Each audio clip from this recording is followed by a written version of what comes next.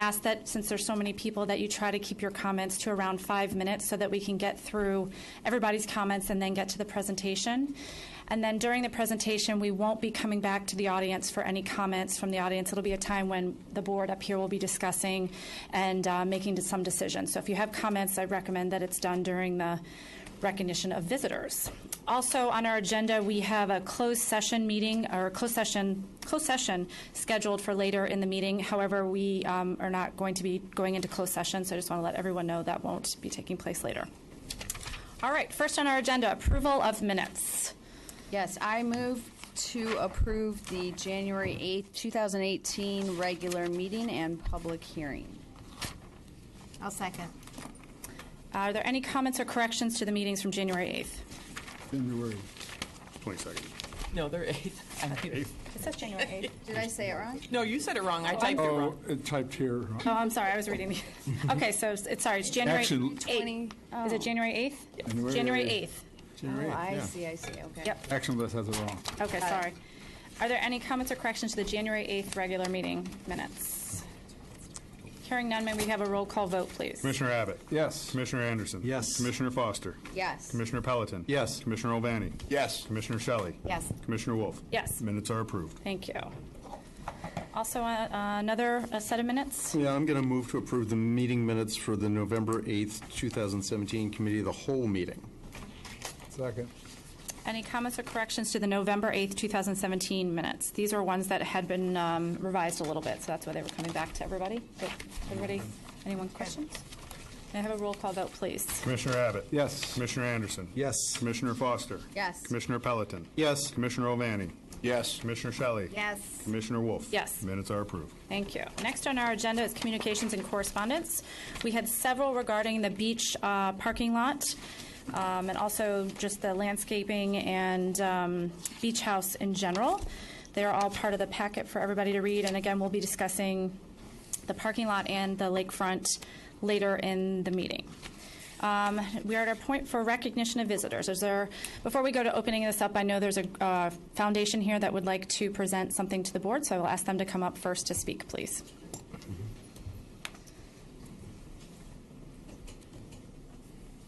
We have some props, too. Oh. That's okay. Giant checks. And a photo op with you, please. All right, first, I'm George Raffiti, president of the Wilmette Foundation for the Parks. On behalf of our board of directors, we would like to present the Park District with 2 checks, not one, but 2 checks, in the total of $30,000. I'll go into that in a second here. So there we go. Thanks, Kathy. Sheila. But first, Yeah, make sure you hold them up to the cameras. But first, thanks for having us here tonight. One of the reasons residents love living in Wilmette is because of our park district. So thank you for your time, commissioners, Steve's staff. We really appreciate it.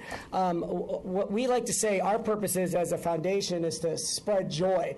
That's what we do, and we do that by raising money for great initiatives supported by the park district. And while you don't say it as loudly as we do, that's what you guys do. You guys spread joy. So thank you very much for the work you do. We appreciate it. So, all right, back to the checks. I'm not done yet. I'm not done. Back to the checks. 5 minutes, Our George. first, all right, it's only take 4.5. Our first check is for $20,000 donated with the intent to jumpstart the plan for Kane Nature Center.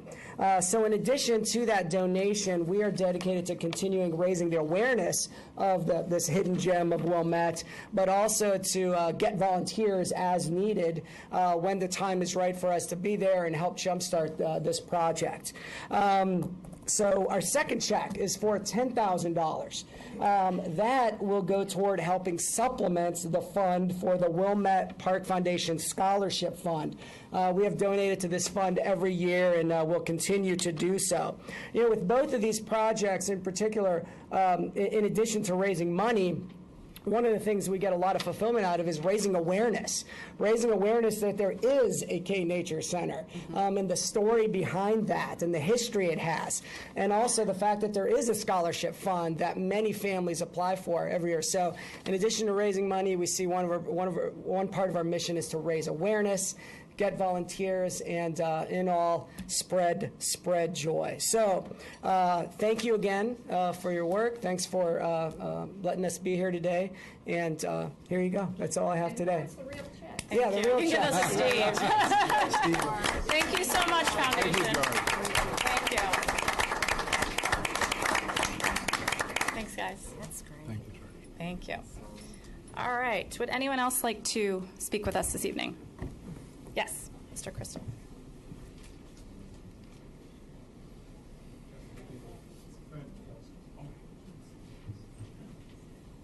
Good evening. Hi. I'm just going to help with the PowerPoint.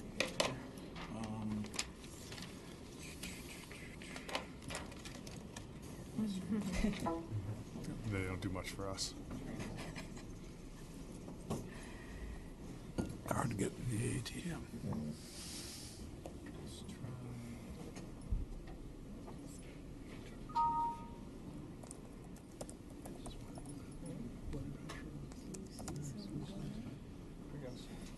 And then arrow to move it. It has only one slide in it. Do you want to have someone else come and talk while you're setting that up? Hold on.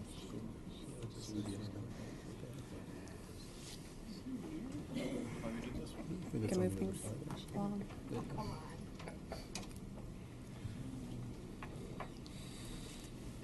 You're not even. How about while you guys are setting that up, we have, if anyone else, you got it? We got it.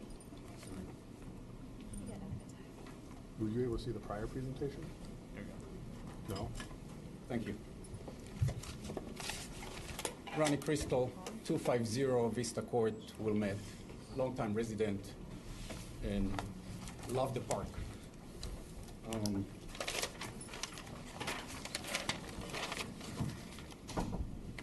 On Thursday, January 25, 2018, the Lakefront Committee, headed by Commissioner Pelleton and joined by Commissioner Shelley and Commissioner Abbott, unanimously voted to recommend the rest of the board the adoption of a redesigned Gilson Beach parking lot plan, Plan 310.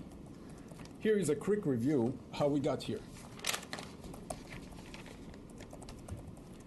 First, the architects designed, show the first draft of Plan 310. Yeah, there's nothing, we can't see She's not anything. picking up that computer in there. Maybe we Oh. can have someone else who wants to address it while we try and figure out the technical difficulties, because we also need it to work for their presentation. So if someone Or you wants to could step up here. be Yeah, brave. does anyone else want to address the board? Anybody? Nobody? Okay. No one's talking? It's all on me? Yep. This is pressure. Do you just? No.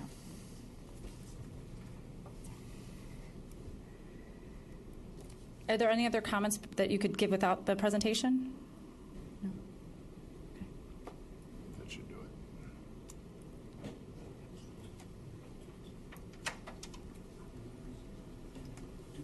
That's what I just changed it to.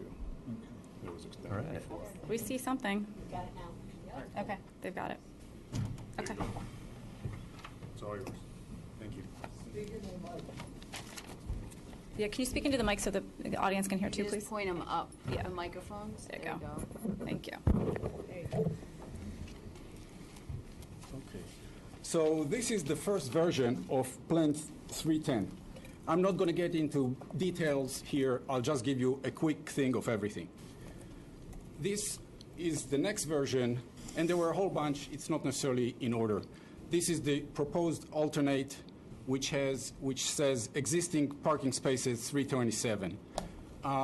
Then there was an angled parking that was considered. That's another plan. And this is the final version that had a whole bunch of modifications.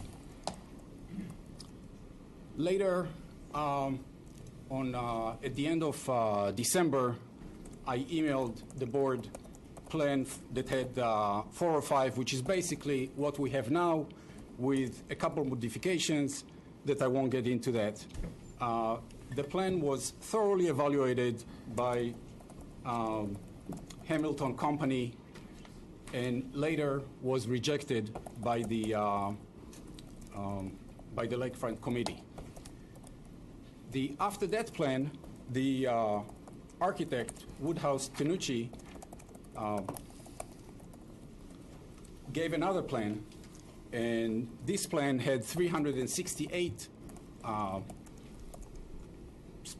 parking spots, and this is the first version. This plan was never presented to the public, never discussed at any Lakefront Committee meeting. None of the modifications that were done to Plan 310s were done to Plan 368. None. Nonetheless, it was rejected by the Lakefront Committee on grounds that its footprint, square footage, is larger than the one for the 310 plan. How could President Wolf, Commissioner Anderson, Commissioner Olvani, and Commissioner Foster, and the Wilmette residents determine which plan would serve the community better when no information is presented by the Lakefront Committee about them to the public or the board?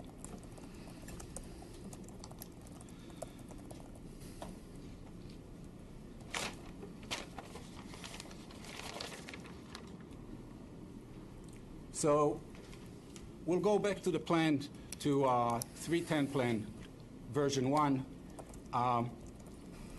As you see, now I'm talking about the numbers of parking spots. As you see that on these plans, look by the red, it says existing parking spaces 327. This number will be interesting to see later on. This is the 3 separate lots. Again, it says existing parking spaces 327.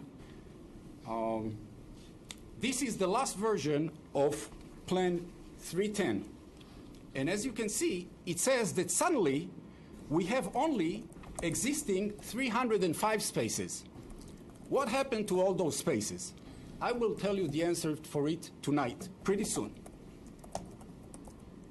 So how many parking spaces does Gilson Beach parking lot have? This is the lot, north lot, south lot, and a west lot. I presented this at the Lakefront Committee, to the Lakefront Committee. As you can see, this is the west lot, and this is the back row, and in the back row, we have 7 marked spaces with yellow lines, which are on the left side, and a whole bunch of spaces on the right side. And if you can see on the left, there is a car that also parks in an unmarked spot. So this is the situation that Gilson has. And we've been parking there for years. Commissioner Pelleton acknowledged it in at the committee meeting. These are the most sought-after spaces because, as you can see by the trees, they provide shaded space. So this is the place that we park first. And I personally have been parking there for the last 14 years. So trying to tell us that so at the committee meeting, I brought it up, and even though Mr. Pelleton acknowledged it, he said that he's going to go with the 305 number that the architect presented. So now I'll show you an exact count of everything. So this is the west lot, and you can see we have handicap spots, we have marked spots, and we have unmarked spots. The unmarked are with the yellow arrows. I will not get into the numbers, but we have 72 marked and 16 unmarked. This is the south lot. All of these spaces are marked. We got 120. I missed one. And this is the north lot, which has 117 marked and 2 unmarked. These unmarked spaces, especially in this one, is used on busy days.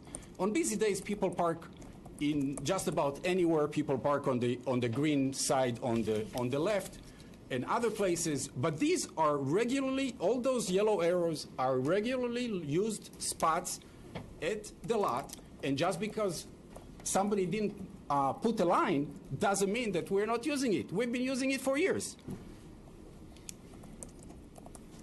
So this is a real count, and as you can see at the bottom, we got a total of 309, not 305, marked spots, and 18 unmarked spots. Together, 327.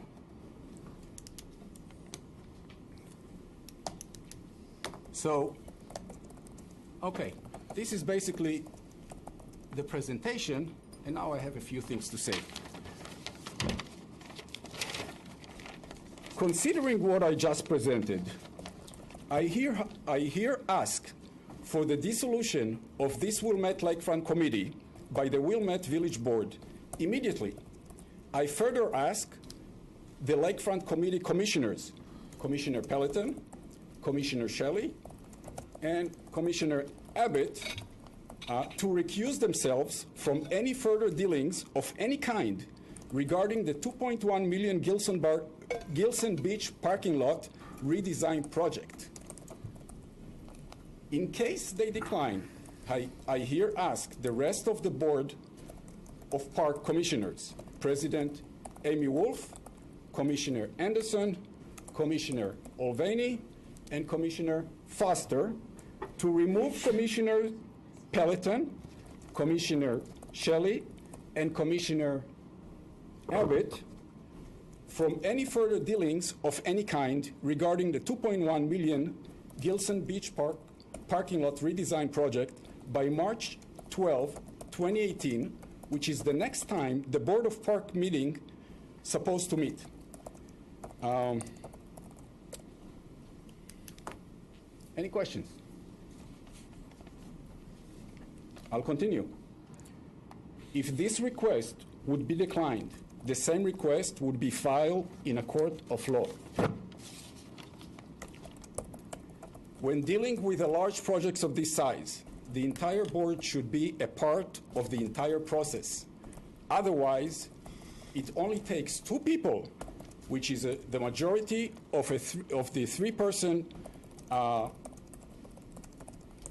Lakefront Committee majority, to sway the entire project any way they wish. In order to move this project forward, all three plans need to be fully developed. The 405, the 368, and what you got now as a 305. They need to be presented to the public for modifications and considerations. Once finalized, they need to be evaluated side by side in order to determine which one will best serve the Wilmette residents and the greater Chicago community. I here ask the board to form an advisory group for this project of people that have been using the parking lot for years on a regular basis. This group should comprise of at least one person from each of the different major populations the parking lot serves. One from the beachgoers, one for the sailors, one from the parents who line up to pick up their kids from camp, and one elderly person who goes to see the shows at Wallace Bowl.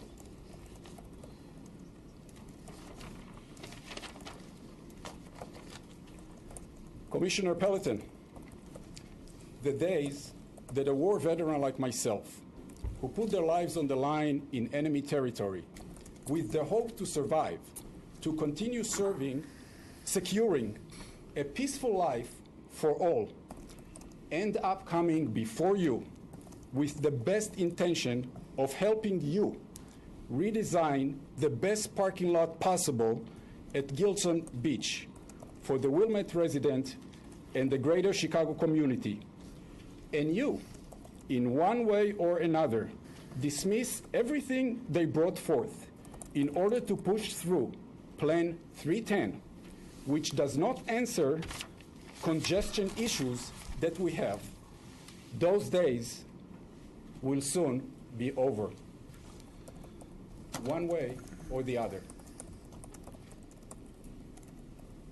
when evaluating any current or future Gilson Beach parking plan, ask yourself this question: where would the people who pick up their kids after camp would line up their cars without interfering with the rest of the swimming and sailing beach goers?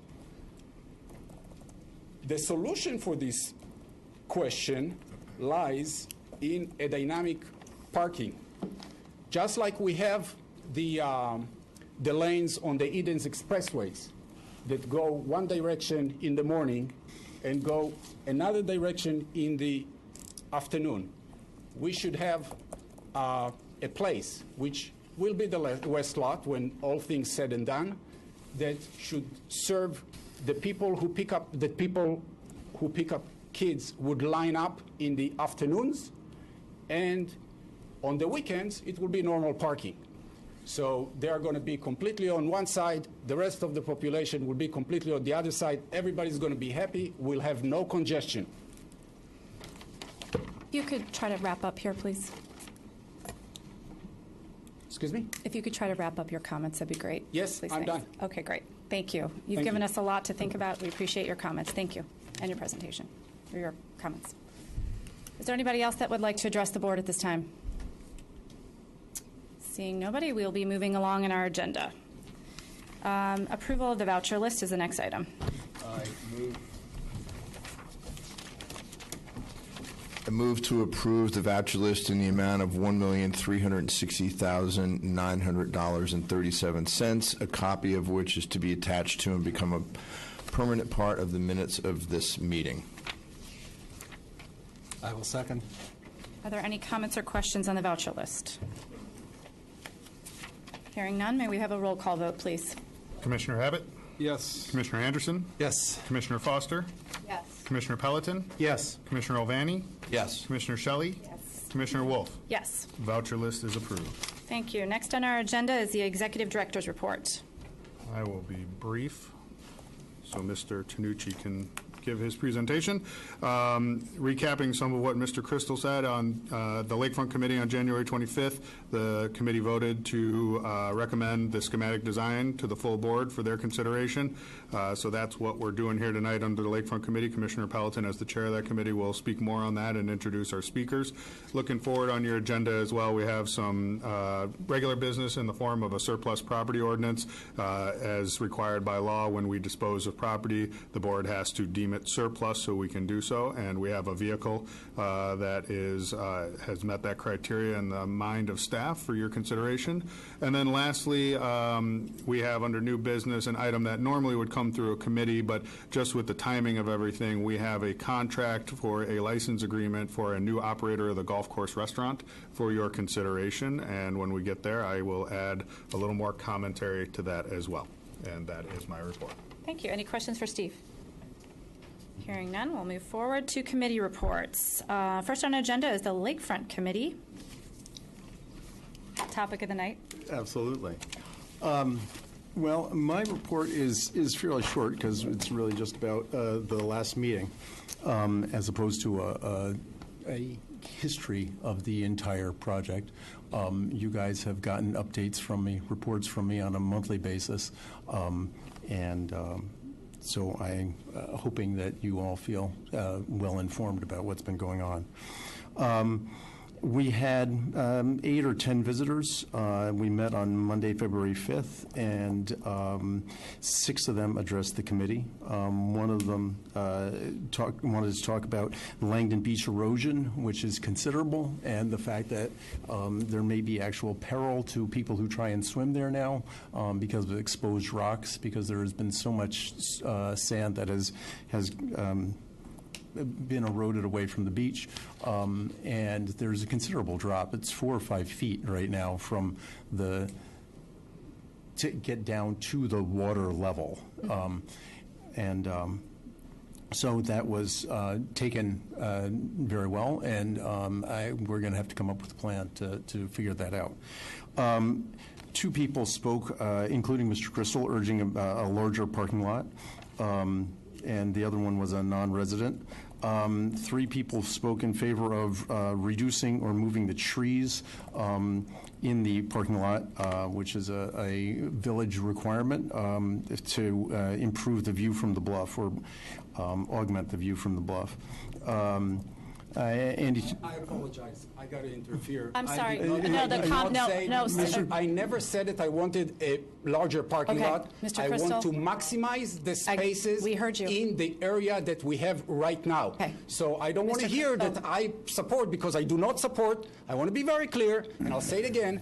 I do not support a larger parking lot. I do support a parking lot on the existing parking lot area. Okay, thank you.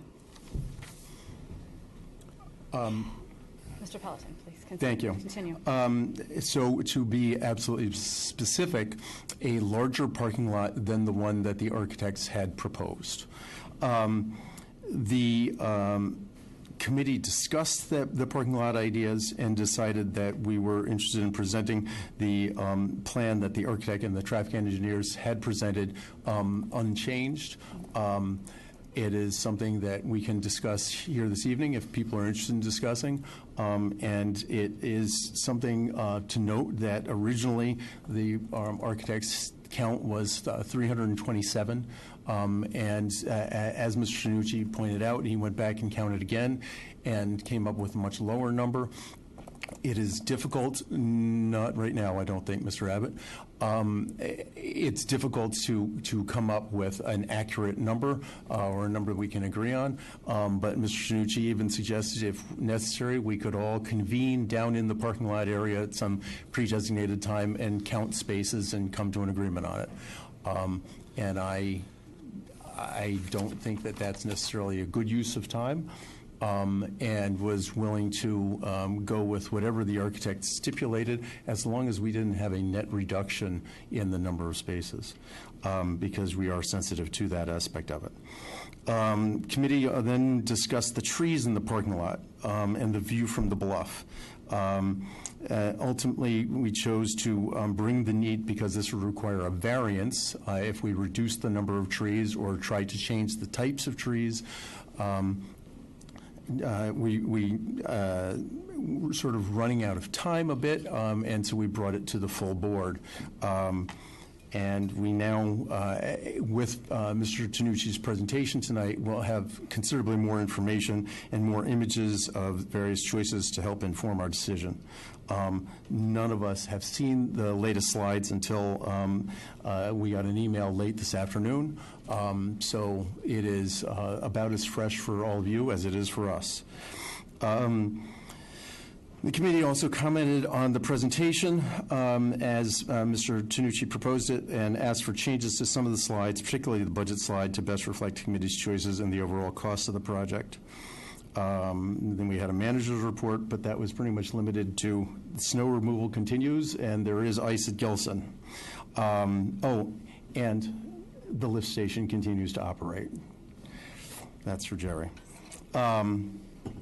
So I'm sure that we all have questions for Mr. Tanucci.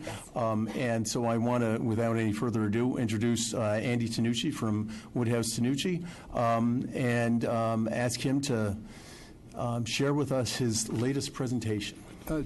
Just want to clarify one thing. So Andy, from the beginning, has put 327 on parking spaces on the drawings, though he's always said he's never been able to count that number. So you used the number you were given, but we're unable to confirm that number. That's what I have always heard consistently. That's correct. Okay, I just wanted to clarify that. Thank you. Thank you for your report, and we'll turn it over to Mr. Tanucci. Thank you. Thank you. Good evening.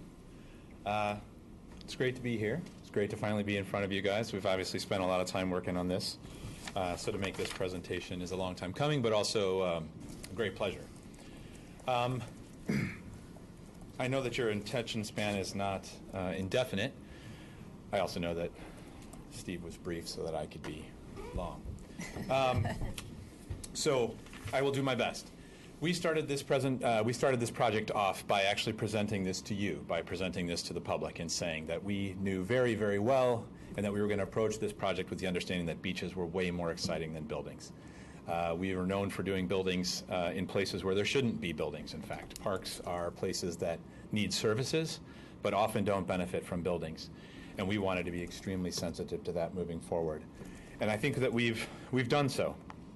We said, let's celebrate the views. The views are most important here on the site. This natural resource, the lake, is why people are here, and they just need this building so that they can go potty. So let's try and make this building lay as low as possible, be as natural as possible on the landscape, so that from the moment they start down that hill, they will be on the beach and not at a building or even worse, in a parking lot. You might want to describe the slides for people who are not familiar with them, haven't seen them yet. That one in particular shows the existing up above and the proposed down below. Or, Correct. excuse me, the view from the beach down Right. below. So this is before you get to the building at that turnaround. What you look at is that turnaround and a bunch of trees that have grown to a point where the view of the beach is really no longer possible. And then the first thing that struck us when we were there, this Gilson Beach, this really quite enormous and beautiful beach. This is a picture of Gilson that Ed took when we first walked the site before we even had the job. This was our inspiration. So in this slide, I'm not sure that we've captured every single meeting, but really we have engaged the public. I think that the way that you, the Lakefront Committee, the Park District itself has gone about this process has been exemplary. I think we have met with more than 10 times the public in one way or another, soliciting input, getting feedback on every single thing possible, everything we could on this project, because it's only with your input, with the staff's input, and with the public input that this project is even remotely a success. That feedback has been solicited numerous times on online polls and in the terms of questionnaires that we've handed out. Hundreds and hundreds and hundreds, over 1,000 responses in total to these various questionnaires in one form or another have been received on this. And while we know for sure that we can't please everyone, we've tried to hear everyone. So after all of that, what became ultimately extremely clear is that we all hit the nail on the head. The views are what we should celebrate. Let the building lay low. Don't let the building get in the way. Celebrate the views. The natural resource is most important, and really we have a beautiful park. Let's celebrate this beautiful park. Let's just continue to have this beautiful park. So really our strategy has been that. How can we extend the park across the beach? The first thing that struck us, and really, frankly, from a non-resident's perspective, this fence that keeps people off the beach is really everything except inviting. Everything except park, everything except lake. So what can we do to get rid of this fence while still maintaining the necessary control over the beach? That drove our design. It really drove everything about our design down to the design of the building, which you'll see, and I know many of you are familiar. But this idea that we can still maintain control with a fence that's much more appropriate on the beach became the driver. So this dune fence in 1 or 2 layers surrounding the beach will still maintain the necessary control that the current fence has while being perfectly in place on the beach and in the dunescape, which we also would like to continue. So to the south, planted long ago, was this little dunescape that over the years, 20-plus years, has grown into really one of the prettiest areas of the park. And our strategy here and our concept is to take this dunescape, which you see outlined in red to the south and to the north up on the sailing beach, and just continue it across the swimming beach and let the building itself blend into it in both its form, its materiality, its color. And that's that blue line that you see connecting the two. So some of these pictures are taken at Gilson and some are taken on other beaches where we're all familiar with dunes and fences. But this is the inspiration here, that this dune landscape will continue across and form the threshold between the parking lot and the beach itself, while not obscuring any of the beach view or beach experience, only enhancing it. Our process has been a thorough one, 10-plus public meetings and multiple design concepts for both the parking lot and the building location have been vetted by all, and we've landed here. So I'm going to just walk us through the various strategies here on this slide. There are many, so if there's anything that's unclear that you want me to stop and explain, please just stop me, because this is a very good slide to describe from. So from the top of the bluff down, coming down, because of the large amount of traffic and vehicles that come into the park, we've decided to pull the gatehouse here into the park further, creating a longer queue and drawing those sometimes lines of traffic inboard of the park so that they don't extend out into the city as far. We've widened that drive to include 2 inbound lanes, so on the busiest of days, pass holders will have a separate lane from people buying daily passes. This will hopefully expedite traffic flow. Access to the sailing beach will be in a similar fashion as it is currently here through a key fobbed entry. There'll be then a guard here checking and maintaining control of the sailing beach. There will then be, coming off the sailing beach, a separate access, also key fob gate controlled, into the parking lot, so that you'll be able to enter in, avoiding some of the traffic inbound, and then as you come off the sailing beach outbound, you'll be able to go directly into the parking lot, hopefully biasing the northern side of the parking lot, spreading the traffic in the parking lot from north to south, whereas you can see the building is further to the south.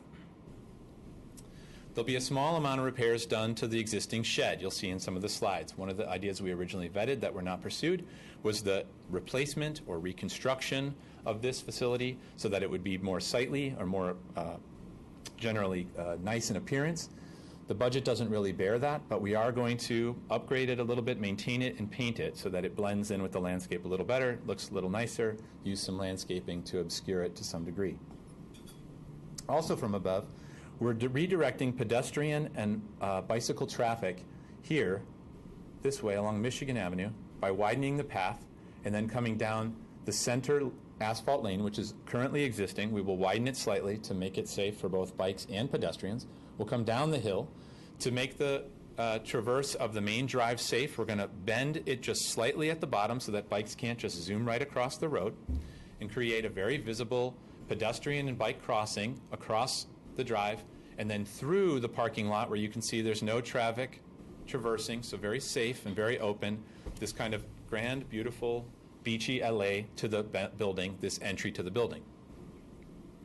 The building itself is from the center south. So we did a lot of view studies at the beginning. Remember our concept, celebrate the views. We did a lot of view studies from the entry drive, from the Lakeview Center, and from the center of the bluff above, looking down. And it was decided that the best place for the best location for the building would be here, slightly off the center and to the south. This would allow a great deal of flexibility for future planning of the beach.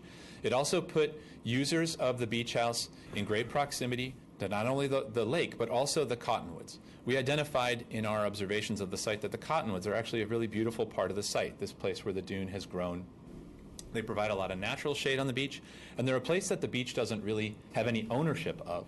And actually through the control and flexibility of the beach fence, it's our proposal that some of this cottonwood shade actually be returned to the swimming beach, so that from the swimming beach you could retreat just slightly to the shade of the cottonwoods, still be there with your family, still be on the beach, but also be in the trees, part of that dunescape. Some other amenities of the site, and we'll get into the detail of the building. Some other amenities of the site are a better consideration of bicycle parking in the beach here. So a few bikes here at the bottom of the hill for users of the existing picnicking area, for pedestrians in the upper part of the park. New bike racks for the sailing beach, new bike racks along the main walkway. Lots of bikes here at the what I'll call northern entry to the beach house, and then also considerable bike racks here to the southern portion of the beach house.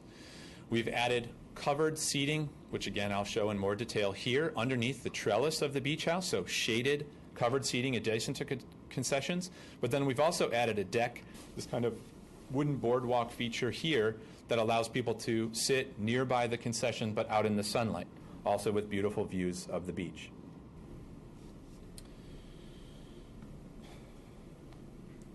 Safety has been a primary concern. We've really thought hard about trying to keep pedestrians, bikers safe.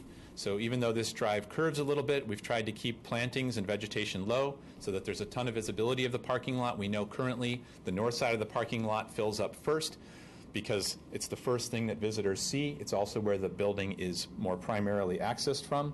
So by placing the building to the south, our hope is that we can bias the south side of the parking lot for the users of the beach house and the swimming facility, thereby leaving the northern portion of the parking lot, for the sailors, and then letting the rest of it infill. So visibility across the parking lot has been something we've contemplated a great deal as well.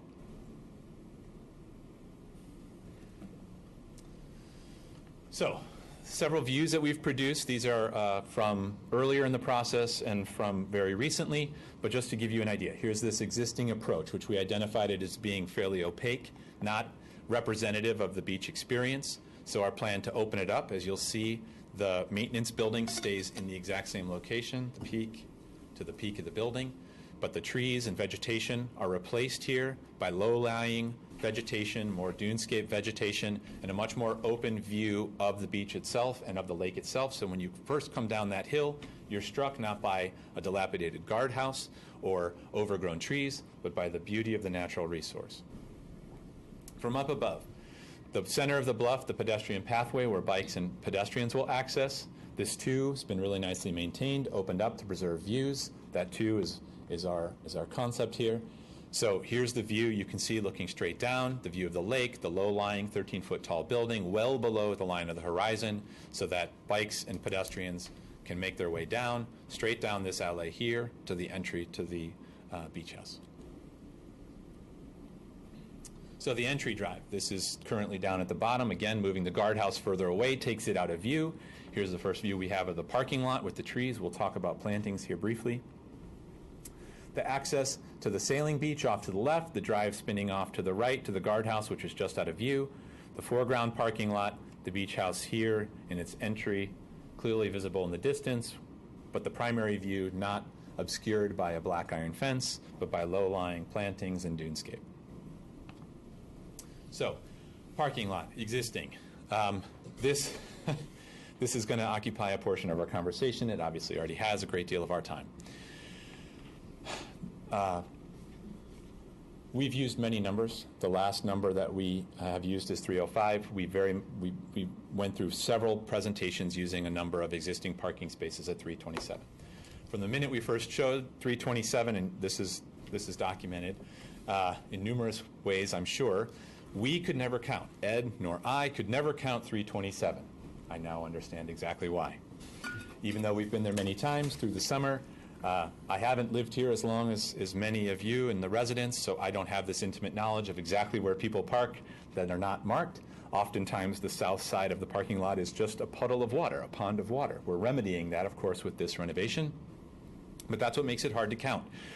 So have we counted 315 once by estimating how many spots might be along the south? Yes. Have we counted 305? We most certainly have. My last count was obviously 305. That's why it's here on the board.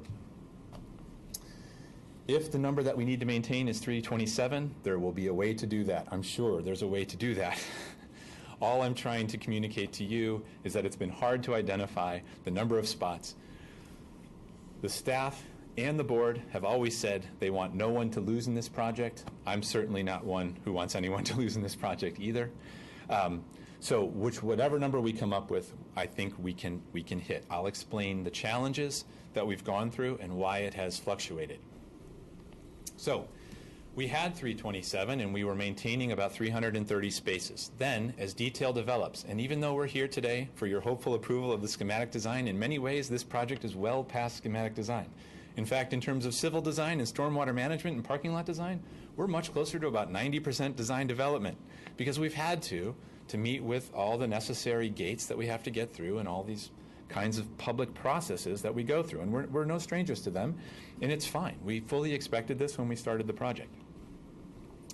So we had 330 parking spaces represented on a count of 327 when it was a very schematic plan, but then we had to deal with stormwater management. The site is very shallow and not sloped very much, and we have to get a great deal of water off of the site so that a portion of the parking lot doesn't end up underwater and unusable anyway. That strategy involves directing water in a very shallow sloping way to many different parking islands. So while you go to parking lots typically, and they have these parking islands with trees, those aren't normally your stormwater management solution, which they are here. So what we'll be doing is sloping the parking lot subtly to each one of these little green patches that you see, draining water off the parking lot into the ground. This, as you might imagine, comes at the expense of some parking spaces. Many parking spaces, in fact, which is why we've gone from the 330 that we had shown on December 4th, when many parking lot options were displayed, including, I believe, the 368 parking lot version, to where we currently stand. So we have this parking lot, as you've seen. It's a fairly conventional parking lot. In plan, in aesthetic, it's anything but, as I've started to describe, the way it's dealing with stormwater, the way that it's dealing with plantings, I'll get into a little bit, and you'll see that, again, it's trying to be something better than a normal or conventional parking lot. So you can see the planting islands with trees, low-lying plantings and grasses, and this stormwater management plan that, again, doesn't have raised curbs, but just a subtle runoff to vegetation and sand where the water will drain. Additional parking spaces. We anticipated this potentially coming up, which is why we added a last-minute slide, of course. So in this area, we know that we can achieve additional parking spaces if so desired. Additionally, if more parking spaces are desired, we can, these parking islands, these places where the water runs off, of course, we could look at re-engineering these to grab back a few more parking spaces. The plantings, then, as I've mentioned. This is also a recent topic of discussion at the last Lakefront Committee meeting last week. Zoning requires that we add 32 trees of 4-inch caliper around that are shade trees, so that provide meaningful shade to the parking lot. Everybody understands this. We're fairly used to this. These are typical ordinances in municipalities. They do benefit the parking lot, no question. They obviously come at the expense of some views. But again, we have a challenge. Low-lying trees that don't come at the expense of the bluff 20 feet in the air, they come at the expense of the view across the parking lot and the visibility in the parking lot, the ability to see the lake from the parking lot. Trees that grow too tall, 30 feet in height, will obscure in their maturity the views from the bluff of the lake. So we're left with this conundrum. So as we've started to think about it, and I don't think that we need, this definitely should not hold up our decision or ability to move forward. The detailed development of the exact plantings would come later in any process like this. Again, that we're this far along at this stage is somewhat unusual. But as we've thought a little bit more about it, we definitely think there are strategies for having a nice middle ground. Just very briefly, from the bluff above, looking down from above, this portion of the view of the lake is mildly obscured by the roof of this aforementioned maintenance shed. Perhaps this is a terrific zone for more shade trees. This row here, this band in pink you see, the sun comes around from the south side of the site. Sorry to give you this solar system lesson that I'm sure you all already know. But as the sun comes around from the south and to the west through the middle part of the day when shade is the most valuable, this row of trees here, it's really just shading cars passing by and not cars parked in the parking lot. So it's very possible that these trees can be thinned up or reduced in height, or even, if deemed necessary, removed from the plan where we could seek a variance from the municipality. This is an option. It's not one that I'm recommending at this stage. It's one that I hope we could avoid. But if necessary, it's definitely a part of the process, and it wouldn't necessarily slow us down because we can proceed with our plans before deciding to proceed with that ordinance. Feel free to just do this if I'm getting too deep into this. Anyway, we think we've identified a couple places where we can highlight shade on both the north and south sides of the parking lot, leaving the majority or center portions of the parking lot much more open for the view from the upper bluff through our selection of trees. So again, 32 trees that we require. 5 different species, 40% of them from at least one species and the rest a mix. So some species. Typical shade trees that we will be looking to pick from. Trees that can be pruned up so that we can get a nice vantage point underneath their canopy across the parking lot, but then medium-bodied so that they're not too much shade, still providing some view through. Most of us know the honey locust. It's a very common shade tree and parkway tree in Chicagoland. Mm-hmm. Then, other trees, slender trees, thinner trees, trees that, and all of these trees I should mention, can be maintained to a height of 25 feet and not taller. Some of these trees, like these trees, these species here, don't grow taller than 25 feet. The honey locust, which can also be maintained to stay at that height. So this is our second set of trees here that we'll look to pick from. Slender trees, thinner trees, so that we can get some verticality in the trees of the parking lot, some slenderness, and open up more view corridors through. And then ornamental and low-lying trees like these, the hawthorn or the serviceberry. These could be also in the parking lot to provide small amount of shade, but then also, and meet our requirement while also providing, view over the top of them, because they'll never grow to that height. So these are low trees. So we have this set of trees to pick from, and we think that by using these in the development of the parking lot design, we can achieve a nice middle ground. Andy, sorry, all those trees meet the 32 requirement? Yes, generally. Some of these ornamental trees will have to find the tree that meet the 4-inch caliper requirement, but I think we can pick from this set reasonably well. Okay. Then, the majority of this low-lying planting that we've been referring to are the dune grasses. These are plants that you're also familiar with. In dunescapes, these will be in those islands receiving that water runoff, as well as the sand plantings to capture that growing sand that will, rise over time as the wind blows into it. I think another advantage of this concept and these plantings is that they'll keep a lot of the sand off of the parking lot, hopefully requiring a little less maintenance. So here's just some examples of parking lot that we have referenced in these design presentations, parking lots that are clearly parking lots, but that also are mildly unconventional. Here's this strategy of the water without curbs running into these islands where the water will collect and then run down into the ground. Here's examples of lower trees that are providing shade in parking lots without being extremely tall. You can see these are all, or appear to be all, generally 4-inch caliper or larger.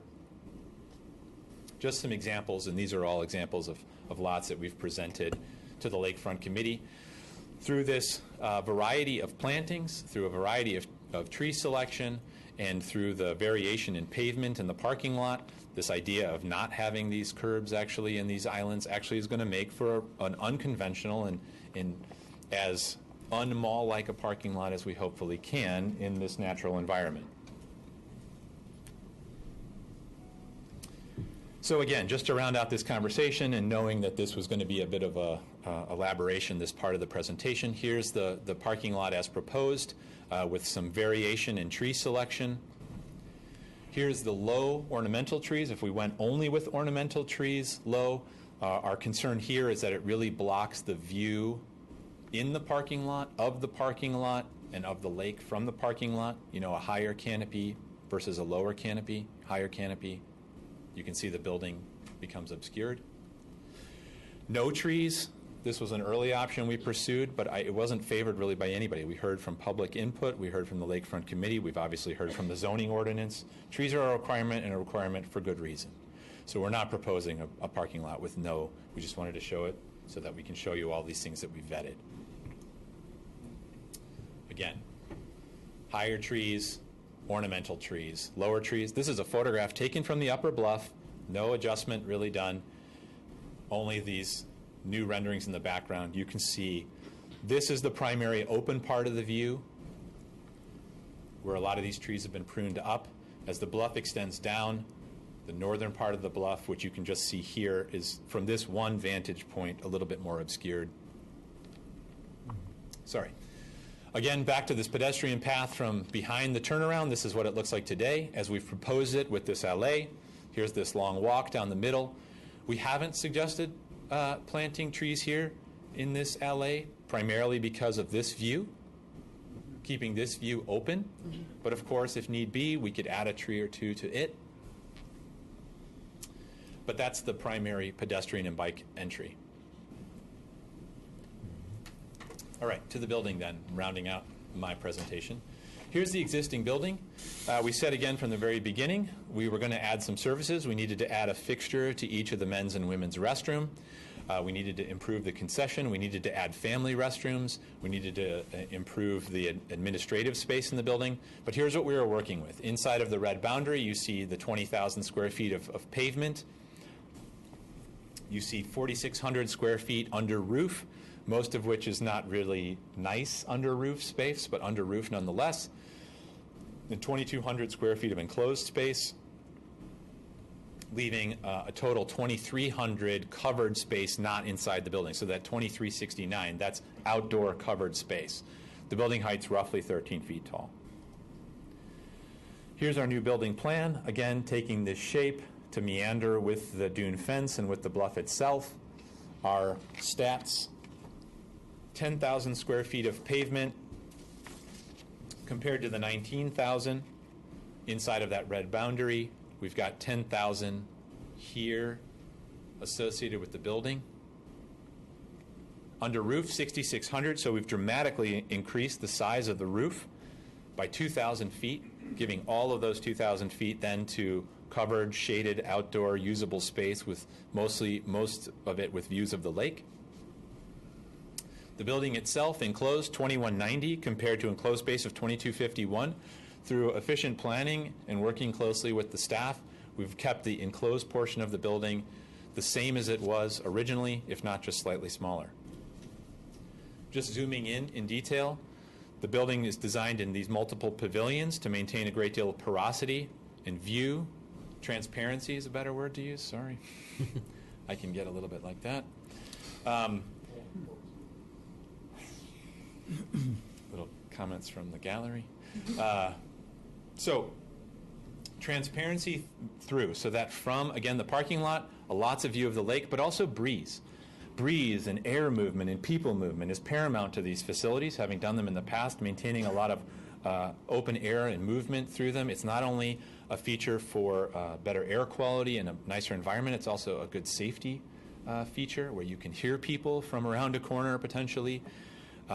So again, the northern pavilions here are the restroom pavilions. Here's the administrative pavilion. Here's the concession pavilion. An entry is provided here, here, and here. So it's very porous then from a pedestrian standpoint as well. Ticketing is done here. Access to the beach is still maintained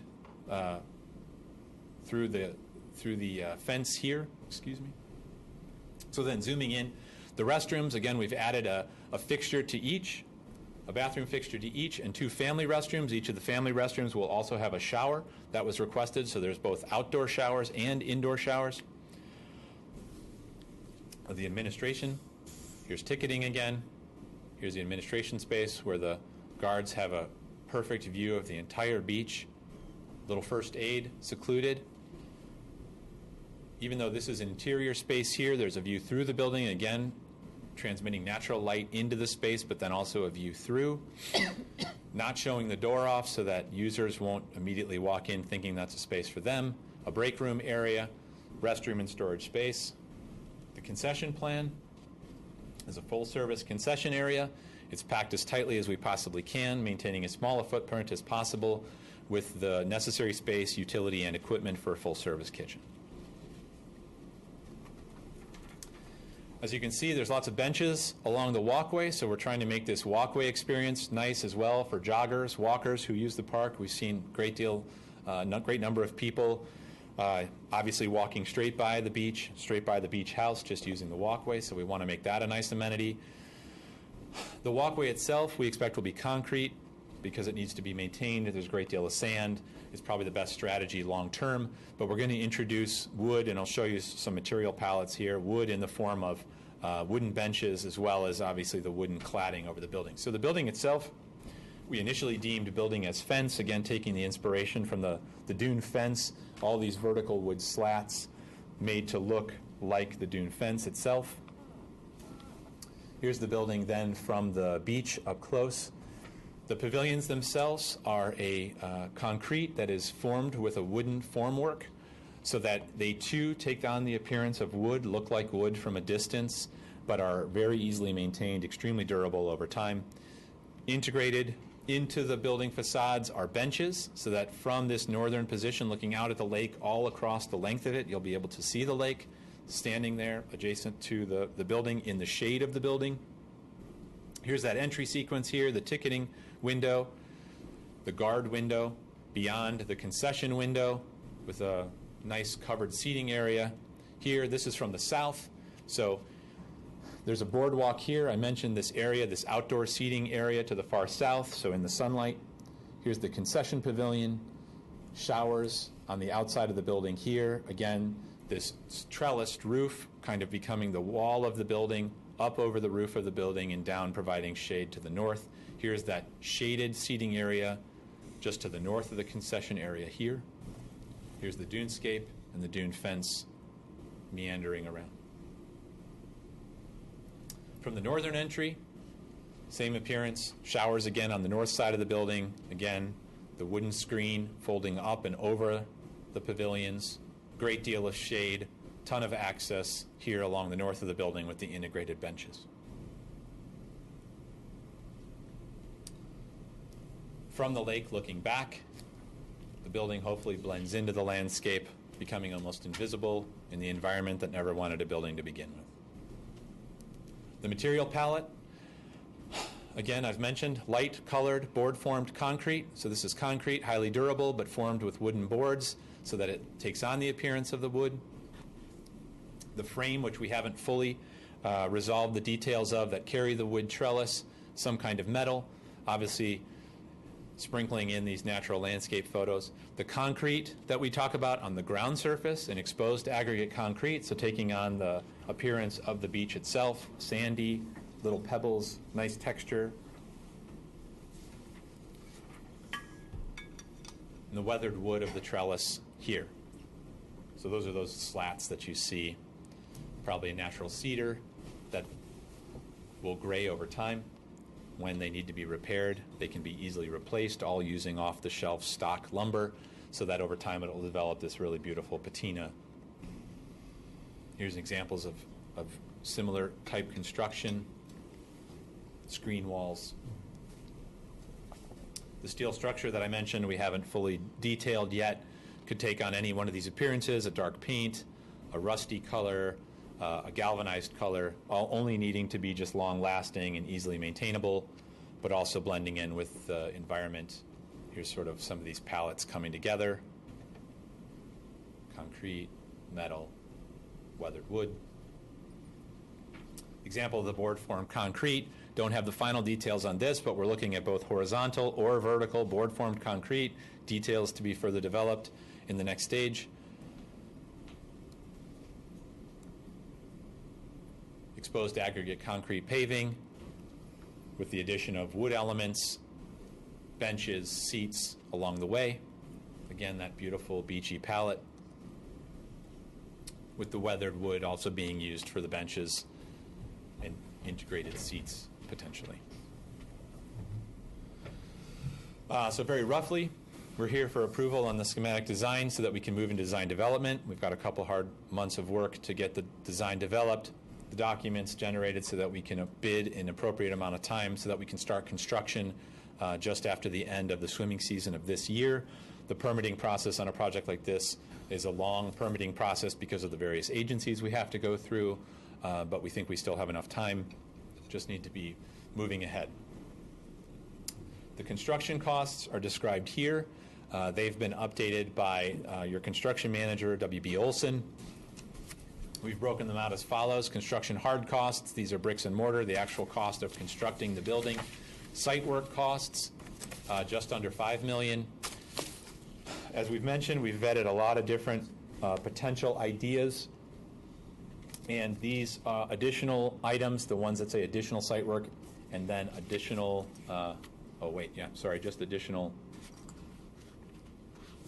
site work are the recommendations of the Lakefront Committee. Additional site work to stub utilities to the sailing beach for future restrooms.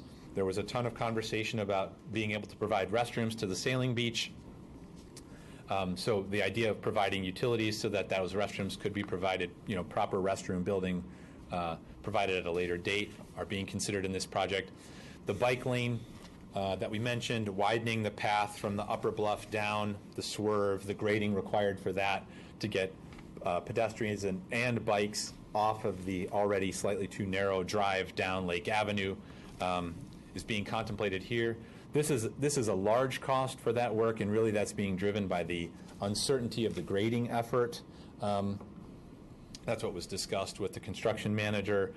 It's just without having the exact grading plan as of yet, it's hard to identify exactly what the grading costs are, hence the higher number. Okay, the beach house with full commercial kitchen, utilities, et cetera, $2.4 million. The equipment is being considered in that budget as well, $75,000. And then that $50,000 here is for the upgrade and maintenance of the maintenance building, the repainting and slight repair of that. Is it possible to zoom in, to make it larger? It's hard to see from here. Yes.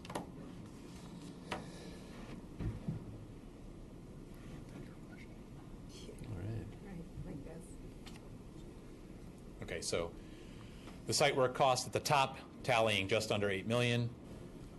The cost of the structures there with the additional maintenance building work at $2.5 million.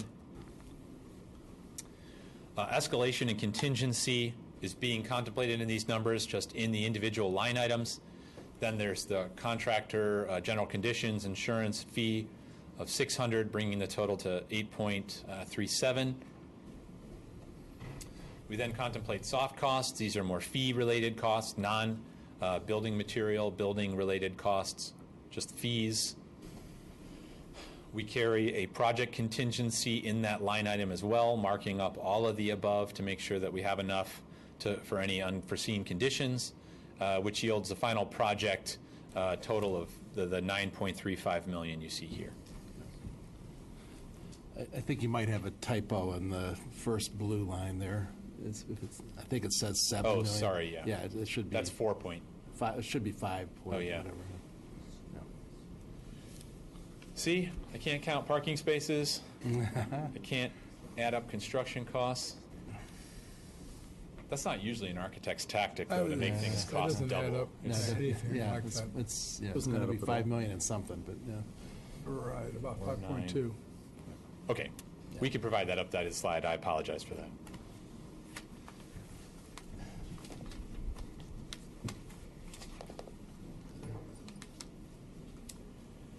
So, thank you for your time.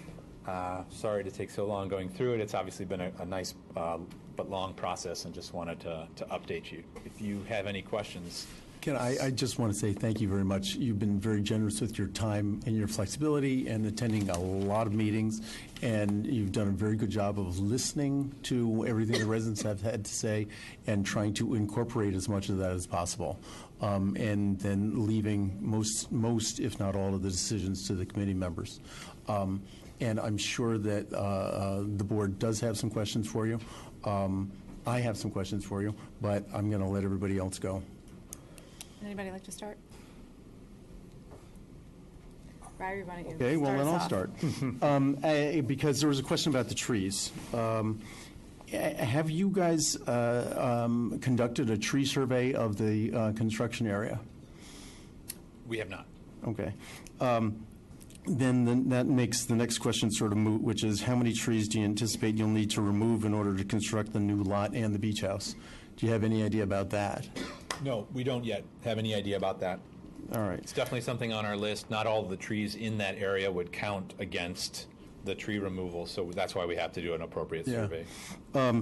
Do you have any idea yet how many trees you would propose to plant besides the 32 that are required by the city in the parking lot or the village in the parking lot? No. Okay. So I went down there and drove around the other day, walked the dog, and counted trees. And I had, in our last committee meeting, said that, you know, throughout this process, you guys have been intent on creating views, and not just maintaining them, but actually creating views that don't currently exist. And you've pointed those out tonight with the two entrances, the entrance from Lake Avenue, as well as the pedestrian and bike entrance from Michigan Avenue. And those are wonderful. They add tremendously to the nature of the whole project. But in order to do that,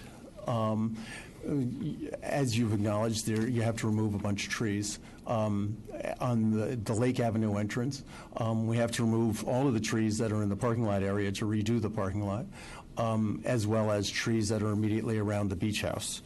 And so I counted a total of 47 mature trees that are going to have to be removed in order to just do the views from the two entrances, as well as our general construction work.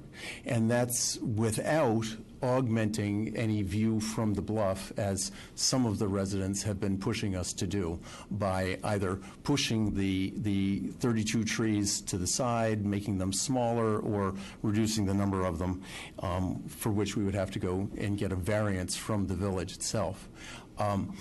If we add the 32, we're still at a net minus 15 trees, and these are mature trees we're talking about removing, not the 4-inch caliper ones that we're planning on replacing, or using to replace the ones in the parking lot. So I just wanted everybody to be aware of that before you voice your opinion one way or the other about any sort of reduction of trees in the parking lot area. Other than that, I appreciate your work with the parking lot and trying to make it function better.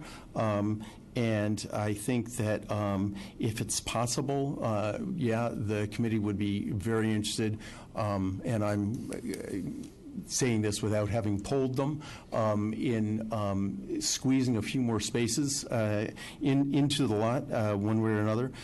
It has been our goal all along to reduce the footprint and the amount of pavement that exists down there, to make the space greener, to improve drainage for a wide variety of reasons. And at the same time, we've been one of the foremost goals, as you know, is not reducing the number of spaces, not sacrificing the number of spaces down there, not necessarily increasing the number. If we could do that incidentally, that would be fantastic, but not reducing them in any stretch of the imagination. That's about it. Mr.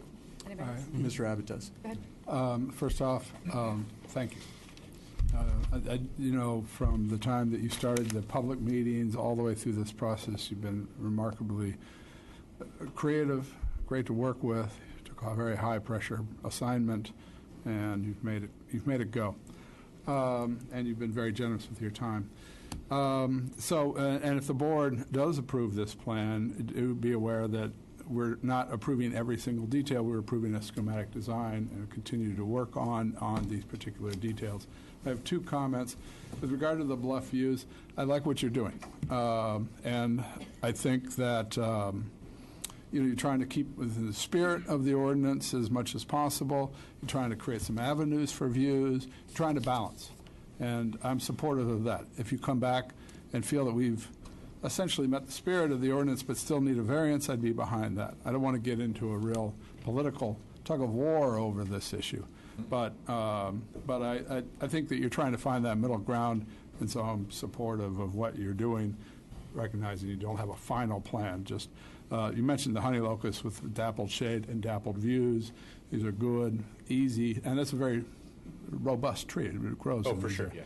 All right. Hardy. So that's so yes, I like what you're doing with that, and I'm supportive of that. With regard to the parking plan, you've designed what we asked for, and I just want to go over that. We asked the pavement be reduced based off the survey we did with the public. The priorities were to, maintain open views, reduce the pavement, replace the beach house and the entire facility and roads, and so you've done what we asked. And so we ask you to maintain the amount of parking, and I count 320.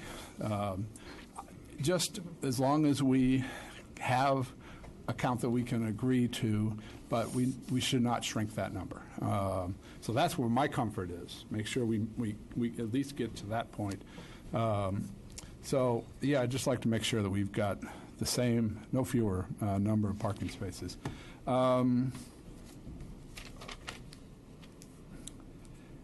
I think that's all. I like this plan, and obviously I voted to recommend it to the full board. Do you have any questions? Sure. Andy, again, I don't want to take up too much time, but you guys I think have done a great job, both technically with the design, but also in dealing with the board, the committee, and the public. So I congratulate you. Just a couple things. I would agree with, I think, probably most of the board members. If we can keep the same number of spots we have, that would be terrific. And I guess one of the questions I have, being a finance guy, is what's the rule of thumb incremental cost of an additional space on a parking lot once you're at 300 and whatever it is. Just to give a feel for if we wanted to go to 368, you know, we're talking more money, obviously, and in Yes. addition to kind of, you know, taking up green space. So kind of is there a rule of thumb you can throw out as sort of Yeah, a Gowal ballpark? Hamilton would tell you $4,000 to $5,000 per space. Okay, all right. $4,000 to $5,000 per space. I would agree with that number. Okay. And I know one of the other issues that's come up a lot, and I don't know that I've heard the response, or if it was, maybe it was at a meeting, I missed a couple of the lakefront meetings, about the drop-off of the kids and how that's going to work. So if you might want to spend just less than 5 minutes talking about kind of that. Yeah, well, I don't even really need 5 minutes there, but just like many things we've contemplated with this project, operational changes. So with the staff, operational adjustments have been contemplated as well. And one of them would be a new location for the drop-off and pick-up up above the Wallace Bowl. Okay. I hadn't heard that yet, so Yeah. is that, you guys kind of got that figured out at this point? Yeah, we've talked, Kathy Bingham and I have talked about it. She's talked about it with some of her staff, and even prior to construction beginning, we are very seriously considering putting that into place for this upcoming summer. Okay, great. All right. Those were my questions. Thank you. Thank you. I don't have a lot to add. I'm on board with the parking goals.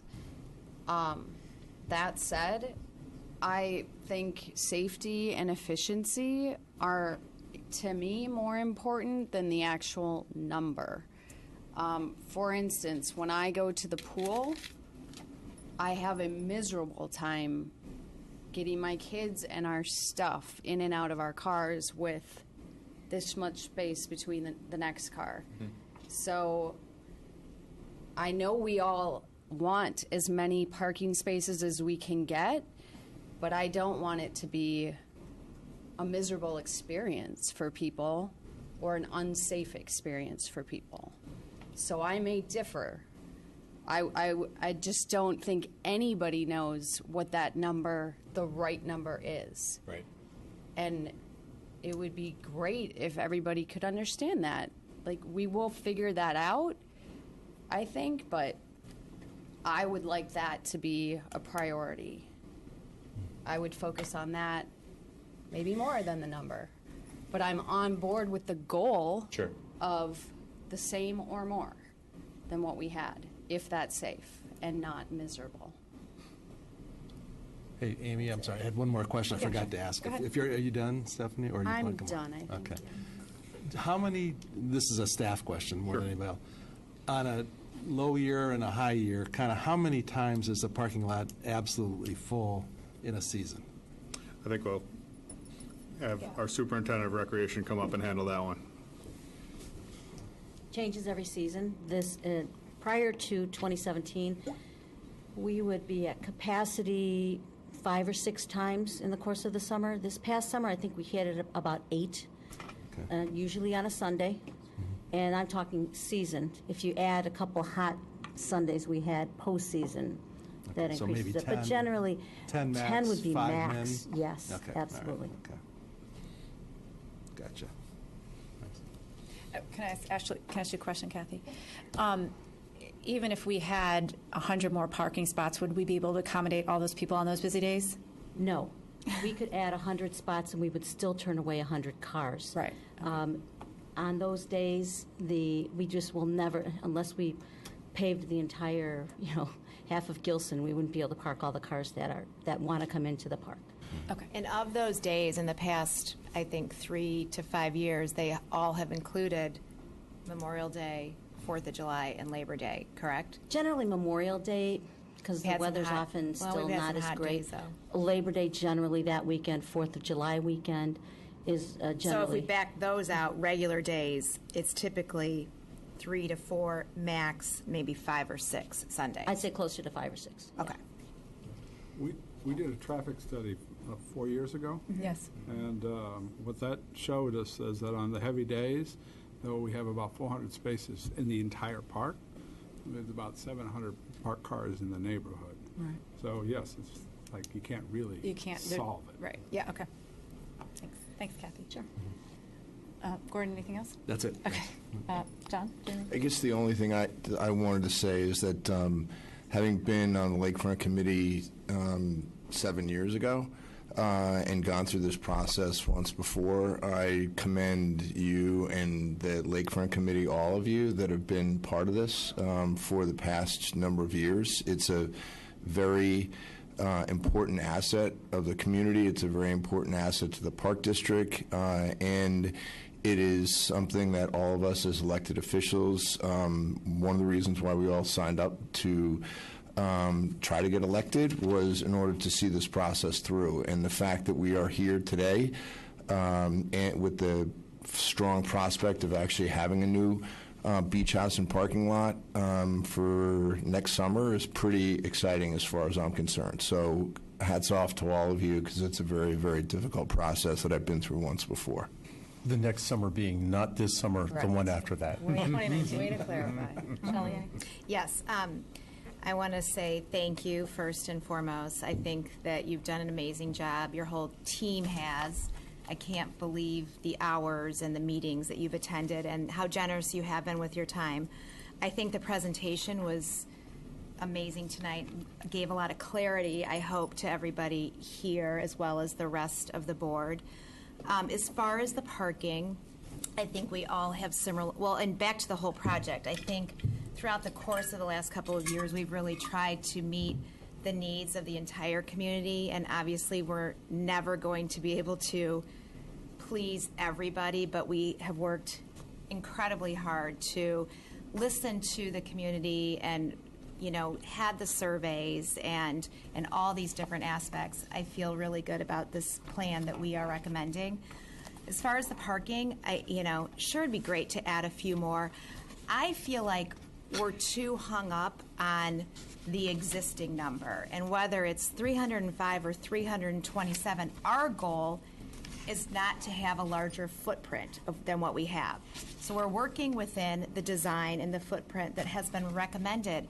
And regardless of what we had, I think it's very important, to Stephanie's point, that we maintain safety. I agree. We go into lots, and as, moms and dads driving kids in carpools, the lots that are too small are really scary, and they're hard to get in, and, there's all sorts of bad things that can come of that. But I think safety is important, and I think to be able to maintain, 310 to 320, it will be what it will be, and to have the appropriate number handicap spots. But I think we have far too much emphasis on what we had. So my recommendation on that is let's move forward. We've got the plan, and we will get as many as we can and keep it safe. As far as the trees, I feel very, very strongly that our goal all along has been to celebrate the views. And yes, we will have to take out a few trees to do that, and that's always been understood. I think to have a variance is not terribly time-consuming, and the village has supported it with some of the members of the community who have discussed it with them.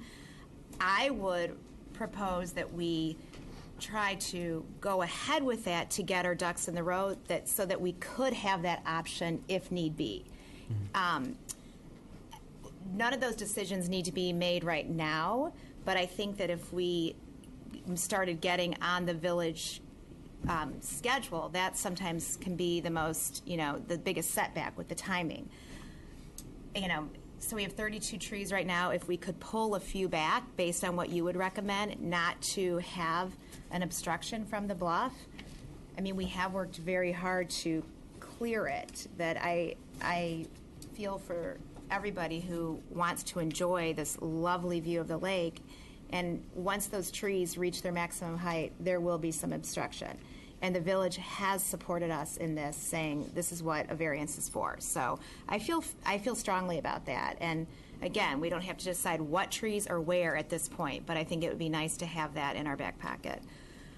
And I also appreciate your explanation for everybody here on the islands in the parking lot and what those trees do and the shrubs, and I think that's really beneficial. So again, I appreciate that, and I hope that you all support us in recommending this plan. Thank you. Thanks again. I guess I'll make the final comments if anyone doesn't have anything else to say. I agree with a lot of what the commissioners have said up here. Thank you again for presenting this. I think we did an amazing job as a board choosing you as an architect. You've been really great to work with, and I think the community has seen that as well. So thank you. I agree that I'd like to make sure that the parking lot is as safe as possible, having young kids, and I just want to make sure that everyone's safe, so agreed with Stephanie, whether it's 305 or 327. I'd like to see as many spots as we can, but within a safe parameter. I wholeheartedly, the big thing, too, I think, is the drainage, that we need to make sure that this parking lot is not flooding as it does on a regular occurrence now in the We want a configuration. usable parking lot. We want a usable parking lot so that we can maximize all the spaces that we have. And I do think that the trees can be something, the specific ones, obviously, that can be discussed later as long as we're moving forward with the schematic parking lot plan now. Last thing I want to say is that, just for the people in the audience, us board members, a lot of us, even though we're not on the Lakefront Committee, have attended numerous Lakefront meetings. We review every single Lakefront packet, every single presentation that has been given. So all of us commissioners, even though we don't sit at every Lakefront meeting, we have all the same information that everybody else has. So we are making our decisions fully informed. So I just want everybody to know that. And with that being said, Ryrie? Yes, thank you very much. Thank you very much, Andy. You're welcome. Thank you. Thank you, Ed. I'm going to move to approve the beach house and parking lot schematic design as recommended by the Lakefront Committee Second? and presented by Mr. Tanucci. I'll second. Any comments or questions? Hearing none, may we have a roll call vote, please? Commissioner Abbott, Yes. Commissioner Anderson, Yes. Commissioner Foster, Yes. Commissioner Peloton, Yes. Commissioner Ovani, Yes. Commissioner Shelley, Yes. Commissioner Wolf. Yes. Motion is approved. Thank you very much. Anything else from Lakefront? I hope not. Moving on, facilities and operations. My turn? Your turn. Okay, the Facilities Committee met this evening before this meeting at 6:30. It was a quick meeting. We had reports in tennis. The main takeaways for tennis were summer camp resident registration started on February 6th. Non-resident starts tomorrow, the 13th. Pirate Tennis wins the popularity contest and is full in the fourth session, close to full second and third, still open in the first session. And a fun little technology advancement is that in 2018 and 19, you are going to be able to purchase your tennis membership online. Nice. For the first time. So in paddle, we had 5 hut rentals in January. The men's and ladies' leagues will wrap up in March, and the new paddle courts, the contracts are signed, some materials have been purchased, and we're working on a date to break ground in March, we hope. At the pool, pretty quiet. We're hiring staff, and pool and beach passes go on sale on Thursday, the 15th. At Centennial, at ICE, Wilmette Hockey is hosting the Nihil, is that how I say it, John? Yes. Playoffs this weekend and next weekend. So February 17th and 18th, and then the 24th and 25th. So it's going to be crazy hockey busy at Centennial. And then at the end of January, we had 2 longtime staff at the ice rink. Terry Juilliard and Rafe Ibar were inducted into the Illinois Hockey Hall of Fame. Sadly, Rafe recently passed away on February 8th. So sad. Yeah. He worked as a coach for almost 35 years, and as Commissioner Ovani pointed out, he said if you did anything with hockey, you knew Rafe. Yeah. So we send our condolences to his family and everybody who loved him. It sounds like a ton of people. And then finally, just a note that there's early voting at Centennial starting March 5th and going through the 19th. Oh. That's it. Any questions for facilities? All right, moving on to Parks and Rec. Yes, Parks and Rec Committee met on the 15th of January this past month. Primarily, the big news at the meeting was an updated review of the K design. Mr. Todd Meyer was there from the Wilmette Foundation, and it was a very productive review. They came back with what we call a more budget-friendly design, and Todd was very helpful in terms of understanding how the design works. And we'll continue. We've asked for update of that design and some cost estimates. Otherwise, you may have received, Wilmette has received their brochures for camps this summer, also summer employment. You can start to go online and start signing up for camp counselor jobs. I do want to point out that Friday we got hit with a really terrible snowstorm, and none of our facilities closed. And I want to extend the thanks to our hardworking staff and their great spirit in keeping these facilities open. I missed one other thing with regard to the meeting. We did discuss our memorial policy with regard to, memorial trees, and that has been moved over to the Finance Committee since it's a policy decision. And then finally, this coming April, not at the Parks and Rec meeting, but in the park itself, we will have a community meeting at Langdon Park to discuss a new playground, updating of the playground. So look, we'll have a date later, but what we know is it'll be after spring break. It'll be in April, a neighborhood meeting in Langdon Park. Great. Thank you. Any questions for Brian? Mm-hmm.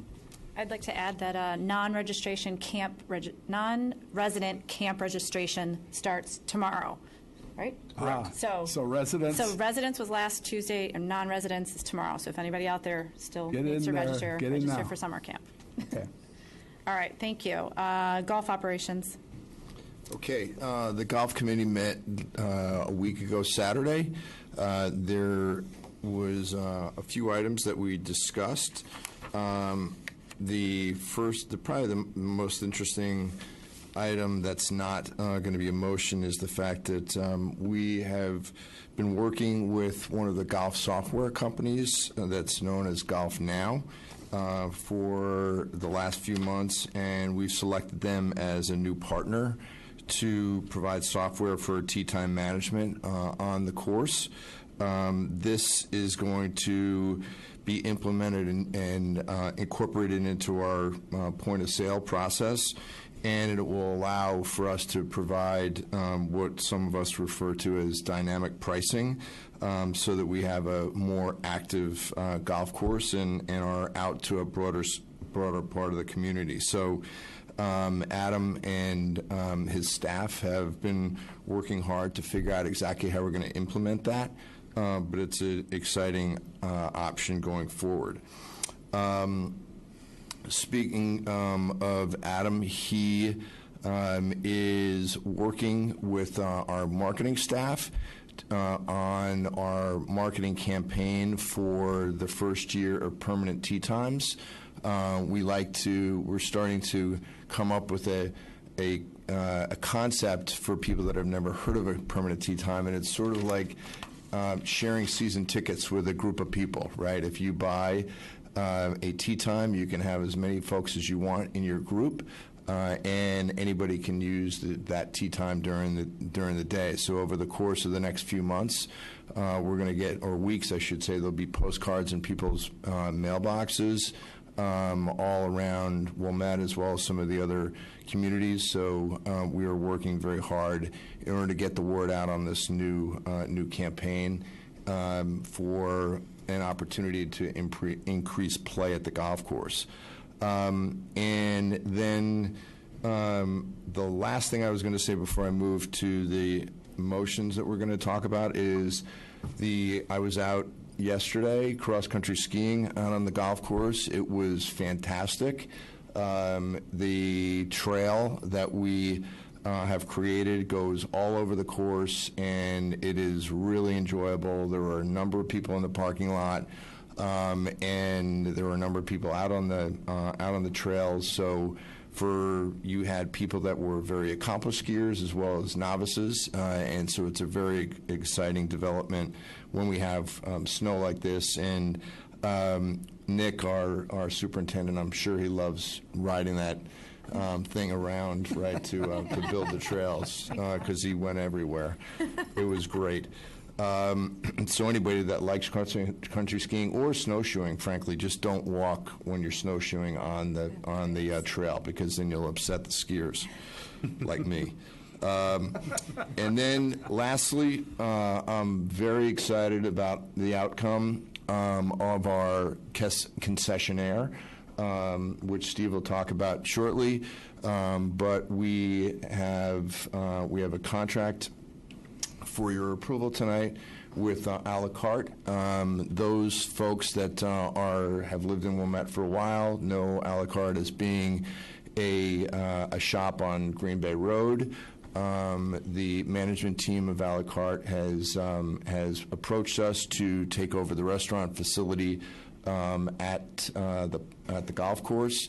The woman that runs it, is a longtime resident or grew up in Wilmette, and is very passionate and spent many, many years working at different country clubs in the neighborhood. So she is going to be really excited about this, and I think it'll be a great opportunity for us to upgrade our facility, upgrade our facility at the golf course as well as overall. Steve can answer any individual questions that you might have about the contract in particular, but we're pretty happy with the outcome of this search. So with that, I will. We'll do that under new business. Is that okay? Oh, sure. Wherever we want to do it. Okay. Thanks. Any questions for John? I wanted to make if you hadn't said anything about cross country, I was going to say it, but I had a couple of things to add. One is that my wife cross country skis and went there a couple of times this weekend, and went with a couple of friends on one occasion, and said she counted 25 or 30 cars and has gotten a lot of positive feedback from people that know that she's married to a commissioner. And that for people who don't know and are interested in finding out when the trails are groomed, that the golf course app, if you download that, they will give you a little push notification to let you know when it was groomed. So while I'm not a cross-country skier, I get those notifications and then send out an email to my wife, who was always very happy to get it. In addition, if you're a cross-country skier, you may be interested in finding out whether or not they are skate trails or traditional trails, and this weekend they did both. Prior to that, I think it had just been a skate path. That's the extent of my knowledge about cross-country skiing, other than watching it on the Olympics. But it's I think, a wonderful addition to and a wonderful additional use of that facility. But no biathlon, right? No biathlon. All right, Financial Planning and Policy Committee? That would be us. We met on January 22nd. We did not have a meeting in December because it fell on Christmas, so we had a fairly full agenda.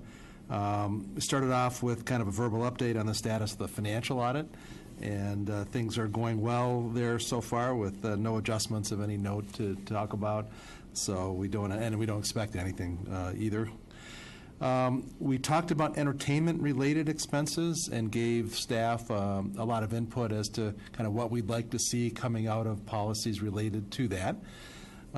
We also talked about the RFP for the compensation and benefits study that we've been talking about. It was a really good document that needed a little fine-tuning. I'm assuming we'll see it at the next meeting when we meet in early March.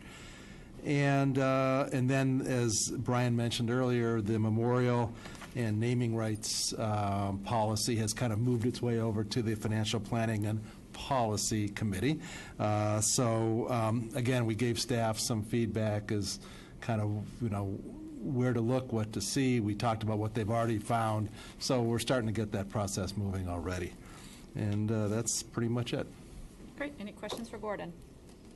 And one more committee, thank you. One more committee that was not on here was the Real Estate Committee that has met since we last met. So, Shelley, would you mind giving us an update? Sure. Please? A brief update. I'll have a more detailed report next month. We met 2 Mondays ago. 29th. When was it? 29th. The 29th. Okay, thank you. We had 3 topics. The first was the several cell phone carriers have come to us to talk about leasing an antenna in Melancrot. We currently have several different carriers who have used the antennas at Melancrot, and so we are reviewing those leases, and it's a great revenue source. So we really all agreed that there was probably no real issue with that since we've done it in the past. There's one or two that are still leasing, so that was one of our topics. The main issue that we discussed was the villages evaluating the stormwater management and had sent out a brochure to all the residents in the community, and we discussed that because they do, in the plans, include using several of our parks, and that would be for an underground storage tank. So we will be discussing that with the village and hope to be able to collaborate with them and, work with them to see what will be best. But so this is still the very, very, very preliminary stages. So there'll be more on that to come. And then we very briefly touched at Avoca Park. They have the Avoca Center will no longer be, Steve, how? Sure. Let me throw that one to you, because we manage the fields, and other than that, we don't have a whole lot of involvement. Sure. But, So yeah. District 37 Avoca has a building that is in need of significant capital infusion to get it up to be usable. They've decided they don't want to use it. They've been reviewing their options on what they could do with the property, if they want to sell it, if they want to keep it. No decision's been made at this point, and that was the update to the committee. Yeah. All right. Any questions? I would just like to add that the village's stormwater options that were mailed to the village throughout the entire village, that this board has had no input into this plan to date. Right. I do expect at some point a phone call will get made, but we don't know what it means. Well, and really. staff was going to reach out to them, so that's why we'll have more to report on the next. Yes. So we'll be meeting again in March. But I've had some questions about this, and it's like, Yeah. no, we're not party to the plan, but we'd love to talk about it. So it sounds like, you'll have more information in March. Yes. Okay, great. I think that's it for committee reports. On any unfinished business? Hearing none, we'll move on to new business. First, under new business is an approval of an ordinance. Yes, I move to approve ordinance 2018-0-3, an ordinance authorizing and providing for the sale of surplus property. This is a Ford truck. Ford F-150 truck, 10 years old, about 54,000 miles on it, was used at the golf course. And in 2016, we replaced that vehicle with a new vehicle and kept the older vehicle that we're talking about tonight to fill some gaps that have now been filled in other ways. So in our estimation, it best serves the district to auction that off and get the value back for it. That's the motion. Do we have a second? Second. Any other questions or comments? May I have a roll call vote, please? Commissioner Abbott? Yes. Commissioner Anderson? Yes. Commissioner Foster? Yes. Commissioner Pelletin? Yes. Commissioner Olvani? Yes. Commissioner Shelley? Yes. Commissioner Wolf? Yes. Ordinance is approved. Thank you. Also under new business is our golf course Okay, so restaurant. I will move to approve the license agreement with A La Carte, Inc. to operate the golf course restaurant. Second. Any questions? This is a new vendor. So it's a new vendor. The previous vendor's contract ended the end of January? End of December. End of December. He's saying that End of December. you were heartened by the discussions in terms of the ideas, energies they're bringing to the. Yeah, I'm thrilled with the outcome. Have they bid other facilities for us? Not for us, but they do have experience both at private and public golf courses in their past, as well as their food business, where they have food in many stores around the area, Sunset Foods, The Grand, Mariano's, and the such.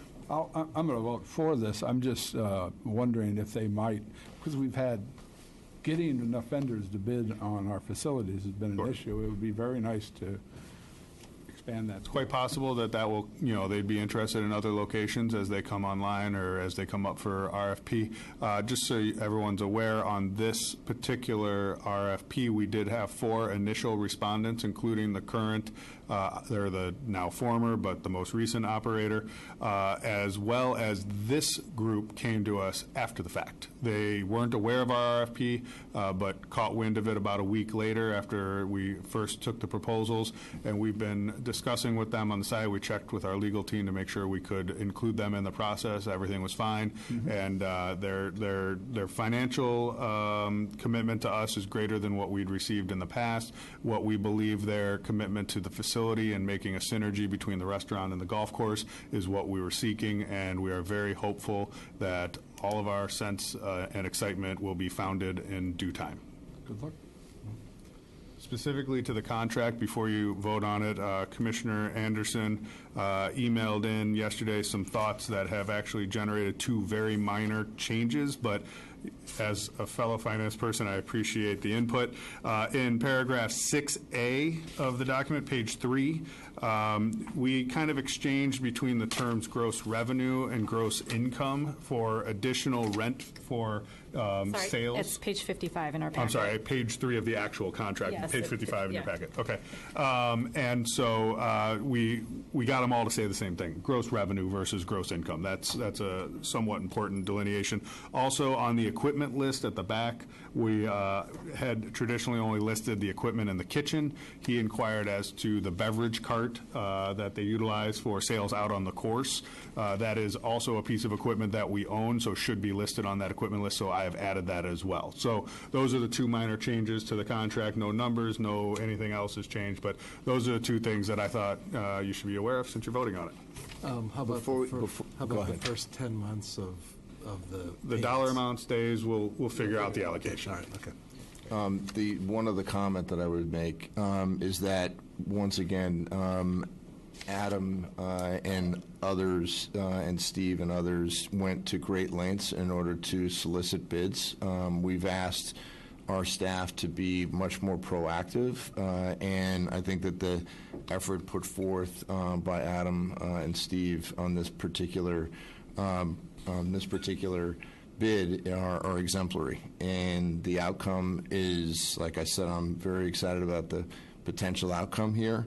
And the other thing I'll mention with regard to the contract is that you do see that there is added incentives for the concessionaire, and the concept here is that that we will benefit when they benefit, and that's something that was recommended to us by one of our participants in a meeting a few months back as being normal course of business in the restaurant business, and so we ended up being able to incorporate that into the contract. So a great outcome as well, and thanks to the input of some residents.